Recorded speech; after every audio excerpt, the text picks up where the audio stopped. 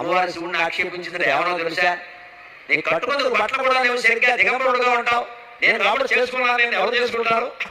పులితోలు కడతావు, ఏనుగుతోలు కడతావు, ఇంకేం లేవు, రెండే బట్టలు, అంతే కదా. ఎప్పుడు పులితోలు లేదా ఏనుగుతోలు, ఏనుగు చర్మం పులి చర్మం, ఇంకొకరు కట్టుకునేందుకు ఏం లేదు ఇక్కడ అంటే ఆయన అన్నట్ట పులితోలు ఏనుగుతోలు రెండు దాచిపెట్టి నేను ఏం కట్టుకుంటానో నీకు చూపిస్తానంటే, ఇప్పుడు కావాలనే పులితోలు ఏనుగుతోలు అయ్యవారికి దొరకకుండా చేసింది. ఇప్పుడు స్నానం చేసి వచ్చింది కైలాస మానస సరోవరంలో, ఆ తువ్వాలు ఉంటుంది కదండి, అమ్మవారు తుడుచుకున్న తువ్వాలు, అది ఆరేసింది అక్కడ. ఆయన వెంటనే దాన్ని ధరించాట వస్త్రంగా. అమ్మవారు స్నానం చేసి తుడుచుకున్న తువ్వాలని శివుడు ధరించాడు. అదేమిటి అంటే ఇది అచ్చం పులితోలు ఏనుగుతోలు రెండు కలిపినట్టుగా ఉంది అన్నట్టు. ఎందుకని?